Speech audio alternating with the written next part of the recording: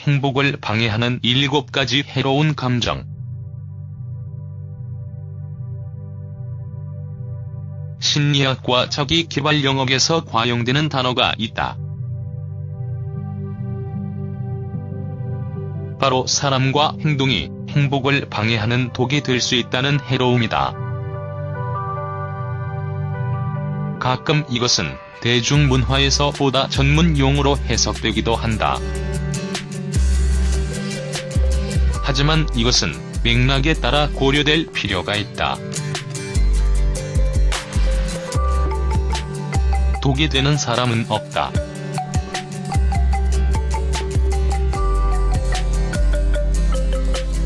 존중을 바탕으로 건강하고 좋은 관계를 형성하는 방법을 모르는 사람들이 있는 것이다. 마찬가지로 해로운 감정에 대해서 이야기할 때 우리는 상처가 되는 감정들을 말한다. 이런 감정들은 우리의 안녕을 방해하고 우리와 행복 사이에 장벽을 세운다. 그래서 우리가 견고한 정신 건강을 유지하는 것을 방해한다. 독이 되는이라는 단어는 과학적인 근거는 없다. 하지만 이해하고자 하는 것을 유용하게 설명하는 역할을 한다. 독이 되는 것은 고통, 불행, 문제를 유발하는 행동장애이다. 행복을 방해하는 해로운 감정들.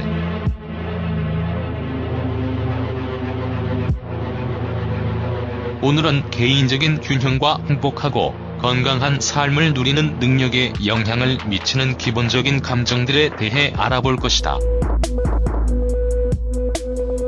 수치심.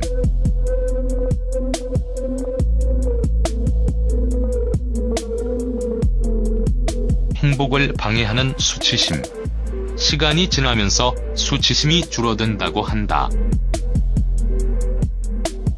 하지만 이것은 사실 생각했던 것보다 훨씬 오래가며 심해진다. 이것은 삶의 모든 영역을 침해할 수 있다. 수치심에는 종류가 다양하다. 있는 그대로의 자신이 되는 것에 대한 수치심, 똑같은 옷을 입는 것에 대한 수치심, 좋아하는 사람에게 무언가를 말하는 것에 대한 수치심, 질문을 하는 것에 대한 수치심, 누군가를 믿는 것에 대한 수치심, 취약한 사람이 되는 것에 대한 수치심 등. 사회적인 상호작용과 일상적인 행동에 있어서는 규율과 제한이 있는 것이 사실이다. 이는 도덕 논리, 예의 혹은 호의로 지키는 제한사항이다. 하지만 개인적인 발전에 있어서 수치심은 종종 정체성과 전일성을 제한한다. 수치심은 두려움 및 불안정함과 관련이 있으므로 이를 고칠 수 있도록 자기 자신에 대해 스스로 받아들이지 않는 것이 무엇인지, 무엇이 자신을 불편하게 하는지에 대해 파헤치는 것이 좋다. 행복을 방해하는 비통함. 비통함은 시한폭탄이다. 두려움, 위험을 느끼는 것, 부정성, 불확실성, 절망, 고통 등 너무나도 많은 부정적인 감정으로 이루어져 있기 때문이다. 어느 누구도 비통함 속에서 영원히 살 수는 없다. 만약 그렇다면 사실상 삶 속에서의 죽음을 의미하며 한 사람으로서 자유롭고 행복하고 충만하게 살 수 있는 가능성을 완전히 접어놓는 것이다. 지속적인 불만족.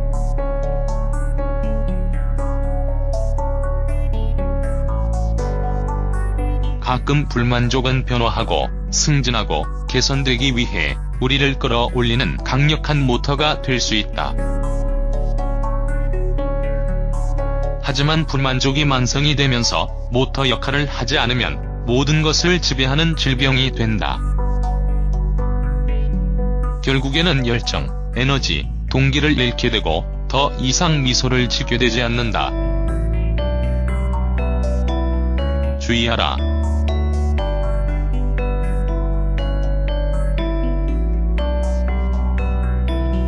불만족이 만성적이라면 일종의 우울증을 겪고 있는 것일 수도 있다. 시기심.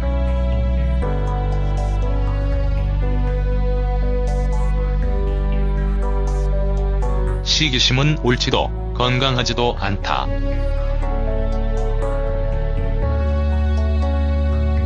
게다가 항상 시기심을 느끼면 자존감이 떨어진다. 시기는 고통의 길로 우리를 끌어내린다.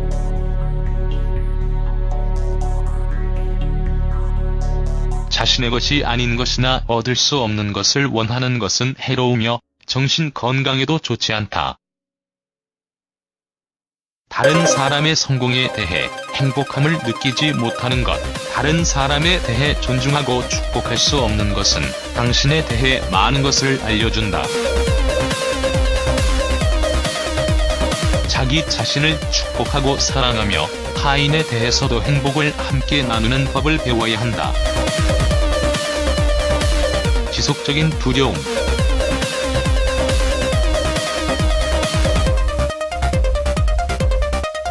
두려움. 불행의 단순한 정의를 살펴보면 다음이다.